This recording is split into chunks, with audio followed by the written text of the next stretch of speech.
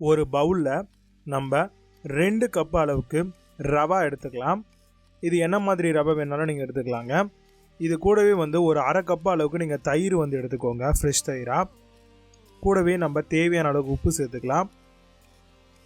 கொத்தமல்லி தழையை நல்லா சாப் பண்ணி சின்ன சின்னதாக அரிஞ்சு சேர்த்துக்கோங்க. இஞ்சி ஒரு சின்ன பீஸ் அரிஞ்சு சாப் பண்ணி சேர்த்துக்கோங்க. இது எல்லாத்தையும் நீங்கள் சேர்த்ததுக்கப்புறம் பச்சை மிளகா ஒரு 2 நல்லா சின்ன சின்னதாக நறுக்கி சேர்த்துட்டு தயிர் எடுத்த கப்லேயே 1 கப் அளவுக்கு நீங்கள் தண்ணி ஊற்றிக்கோங்க. 3/4 கப் அளவுக்கு இல்லைனா ஒரு அரை கப் அளவுக்கு அரிசி மாவு சேர்த்துக்கோங்க. நான் ரவை அதிகமாக எடுத்துருக்கிறதுனால அரிசி மாவு கம்மியாக எடுத்துருக்கேன். இப்போ தேவையான அளவுக்கு தண்ணி ஊற்றி நல்லா பார்த்தீங்க அப்படின்னா நம்ம எப்படி ஊத்தாப்பத்துக்கு ரெகுலராக பண்ணுறோமோ அதுக்கேற்ற மாதிரி நம்ம மாவை ரெடி பண்ணிக்கலாம். அப்போ தான் குழி பணியாரம் பக்காவாக வரும். இப்போது ஒரு பேன் வச்சு அதில் எண்ணெய் ஊற்றி எண்ணெய் காஞ்சதும் 1 ஸ்பூன் அளவுக்கு நம்ம கடுகு சேர்த்துக்கலாம்.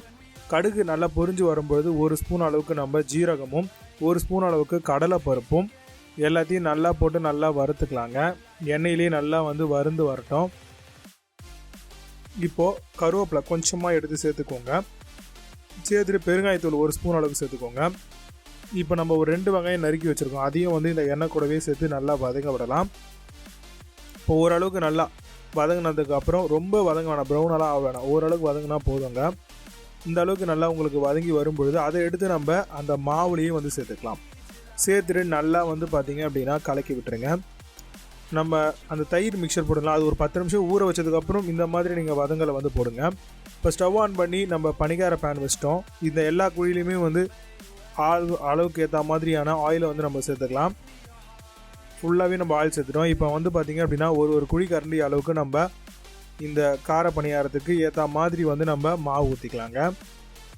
மாவு ஊற்றினதுக்கப்புறம் உங்களுக்கு ஒரு 10 நிமிஷம் வெயிட் பண்ணுங்கள். அதாவது வெந்துக்கிற அளவுக்கு நீங்கள் வெயிட் பண்ணுங்கள். நல்லா வெந்து வந்தோடனே எல்லா குழியில் இருக்கக்கூடிய பணியாரத்தையும் திருப்பி போடுங்க. எல்லாத்தையும் நல்லா ஈவனாக திருப்பி போட்டுருங்க. நல்லா திருப்பி 2 பக்கமும் நல்லா வெந்து வந்தோடனே அதை அழகாக ஒரு பிளேட்டுக்கு மாற்றிக்கோங்க. மாற்றிட்டு இது கூடவே நீங்கள் கார சட்னி, கோகனட் சட்னி, தேங்காய் சட்னி, ஒயிட் சட்னி, இது மாதிரி எது வேணாலும் புதினா சட்னி கூட சாப்பிட்லாம். உங்களோட தேவைக்கு ஏற்ற மாதிரி நீங்கள் அழகாக இந்த ரவை பணியாரத்துக்கு சாப்பிட்லாங்க. ட்ரை பண்ணி பாருங்கள்.